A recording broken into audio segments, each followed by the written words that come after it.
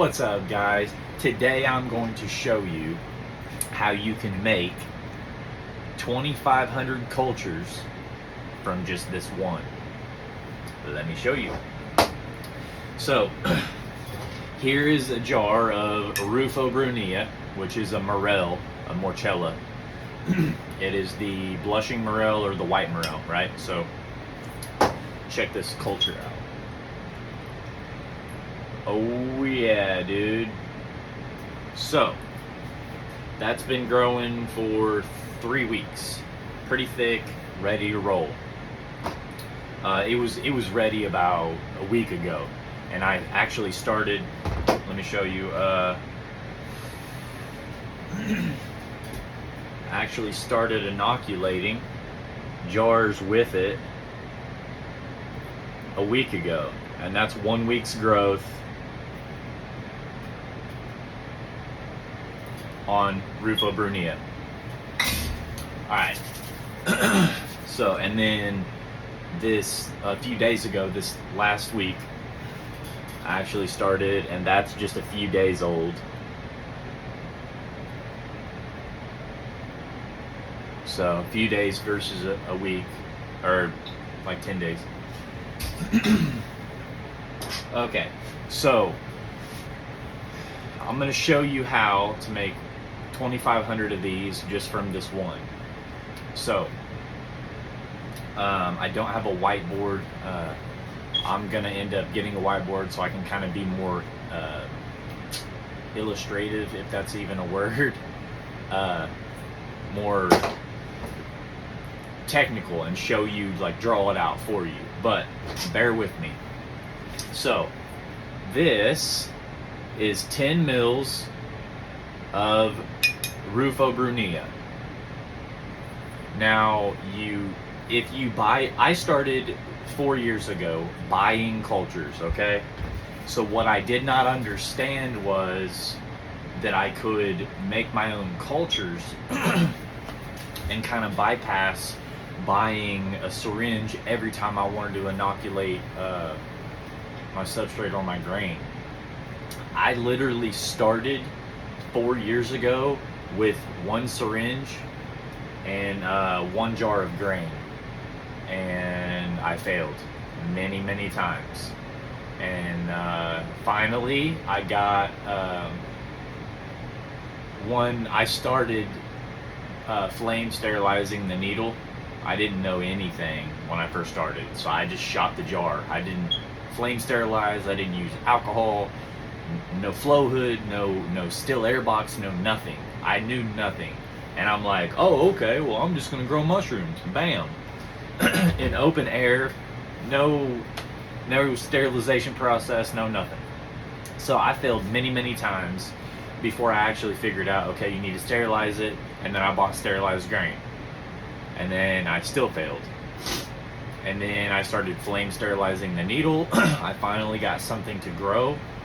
And then I realized more and more, steps along the way. Now I am to where I can turn one of these into 2,500. And each one of these will end up growing 100 pounds of mushrooms in 8 weeks. And that's the next video. I'm recording that next. So I'll show you that later on in the week or next week, so stay tuned for that. Now, so basically you will shoot this in a sterilized liquid culture, right? Now this turns into this in 2 to 4 weeks, just however long it takes your liquid culture to grow, depending on temperature and whatnot. There's a couple variables, but usually about 2 weeks. Okay, so in 2 weeks, your liquid culture from your syringe will turn into 500 milliliters of liquid culture. Okay, so now you pull up 50 syringes from this jar. 500 divided by 10, 50, right? So now you have 50 syringes. Now what you're going to do with each one of those syringes is inoculate a jar with it. Sterilized culture, liquid culture. You inoculate your jar with each syringe. This is going to create 10 to 50 again out of each one of those. So do the math on that, and that is 50 times 500, which comes out to 25,000 milliliters of culture, liquid culture. And divide that, do the math yourself, and that'll become 2,500 syringes of 10 mils apiece. So now you have okay, so let me explain this a little bit. Now that you see the broad spectrum of it, this is going to turn into this. So this is stage 1. This will be your master culture, okay? This is what you're going to use to inoculate other cultures with. And this is how you stay in the mushroom business. This is how you grow lots and lots of mushrooms. This is how I grow all of my mushrooms, okay? I start out with one syringe. I usually buy the culture and start it off of that. Or sometimes what I'll do, I kind of stop doing it at the moment, but I'm going to start back up again. I've just been doing so much. I just haven't had really enough time to take it back to agar and from spore, and then do my my cultures from there. So basically what you're going to do, it gets complicated with the mushroom stuff. So if you're new, just try to understand what I'm saying. So if you have a mushroom, okay, so the spores that come from a mushroom, you would place that on agar, okay? Now, spores are not clean, so 9 times out of 10 you're going to have contamination on your agar. So spores on the agar, they're going to grow into each other, and they're going to mate, essentially, and they're going to create a mycelial growth.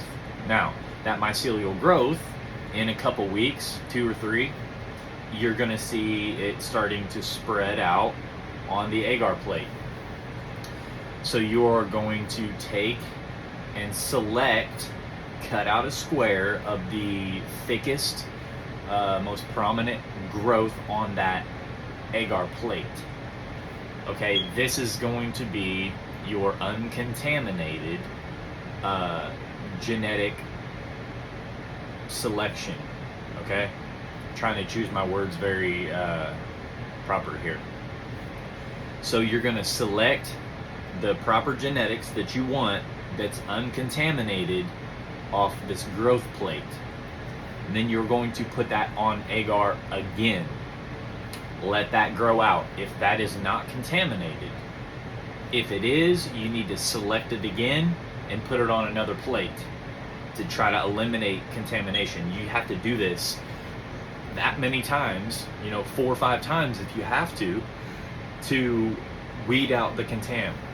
So if you can successfully do it under a flow hood and everything, you have the proper conditions for this. So say you do it the first time, you select the thickest growth that's uncontaminated, put it to an agar plate. Now you have an uncontaminated, really good genetic selection, okay? And it's from spore, so this is not any other strain that anyone else has. It's yours. It's specific to you, because there's billions of spores, right, that come from a mushroom. So the chance that someone else has the same 2 pieces of genetics growing together and mated and then created the strain that you have, there's no chance in the world, right? It's very vast. So anyway, you take the spores, put them to agar. They grow out. You select the piece of mycelium that you want uncontaminated, put it to another plate.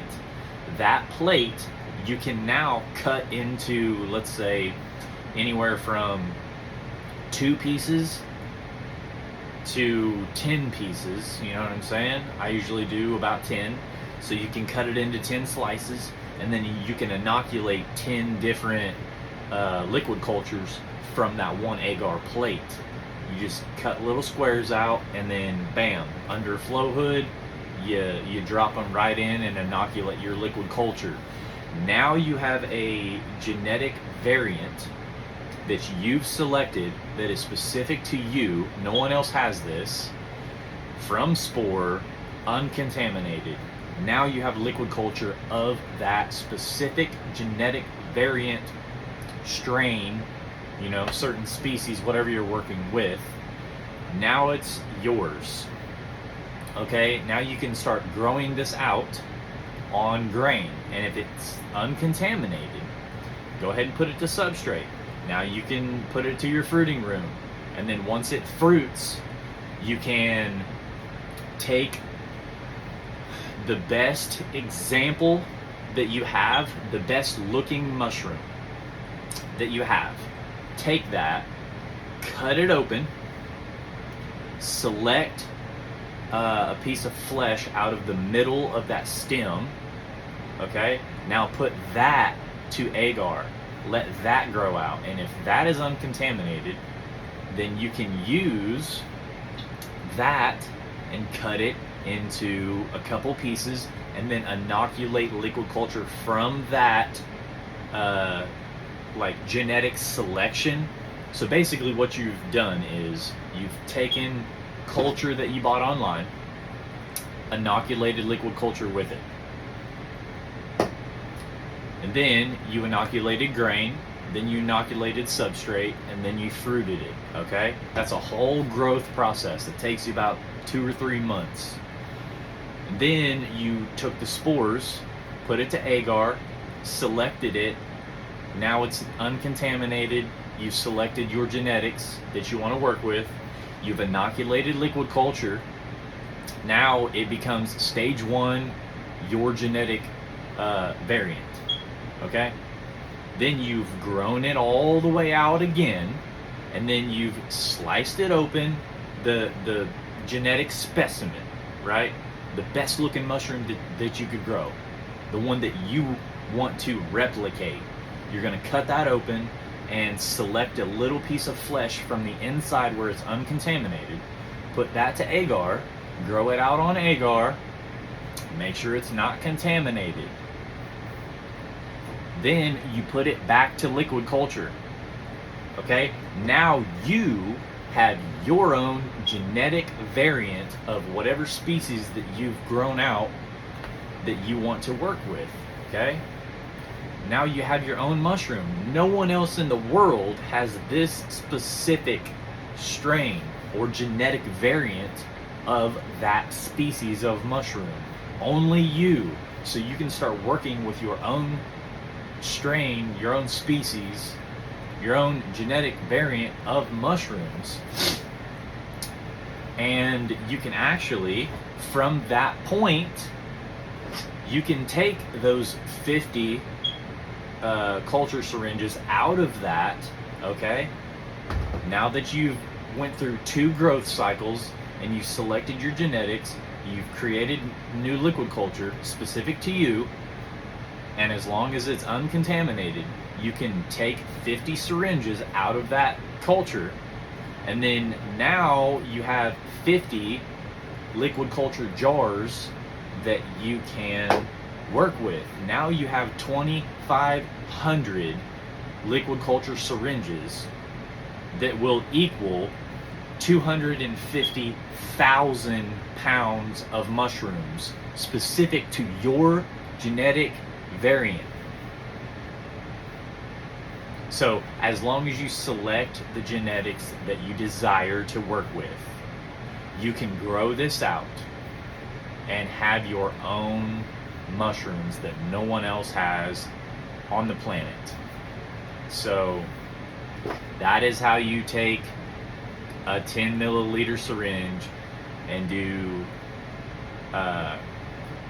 2 growth cycles to get your own genetics, and then you can make 2,500 liquid culture syringes. Sell them if you want to, use them if you want to, whatever. You can also store liquid culture up to a year if you refrigerate it. You can store spores like that. You can store sclerotia like that. You can store agar plates like that. I've personally had agar plates refrigerated for up to 6 months. I've never had them more than that, but they were still good. They worked after that, so and they were uncontaminated. It's all good. So I just showed you how to take one of these from an online supplier, like us. We actually supply. We have lion's mane, reishi, turkey tail. We have 3 morel species, yellow, black, and white. So Americana, Importuna, and Rufo Brunia. We have 3 morel species: lion's mane, reishi, turkey tail, and then we also have black pearl, which is my personal favorite mushroom to grow. We have these 7 liquid cultures available on the website, boostedorganics.com. So if you're looking for liquid culture, those are the 7 species of mushroom that we carry, and we have plenty to go around. So get on the website and order yours today. We also have starter kits, and we have, so basically whenever you buy a starter kit, you're gonna get an all-in-one grow bag, which has grain, substrate, and then I inoculate that myself in a sterile conditions, right, in a lab setup. I inoculate it, and it's an all-in-one grow bag, and then I ship it out to you, and then all you have to do, all the hard work's already been done. All you have to do is basically have it in the right temperature, so it doesn't like get overheated or whatever, for a couple weeks, and then you just fruit it, and that's really it. I did all the hard work for you. If you want to grow mushrooms at home, you can go to the website and buy our starter kits, or you can buy our liquid culture and start your own operation at home. So I've taught you how to turn this into 100 pounds of mushrooms, thus being 2,500 liquid cultures. I've taught you how to select your own genetics. So stay tuned to the channel, guys. boostedorganics.com, and I'll catch you later. Peace.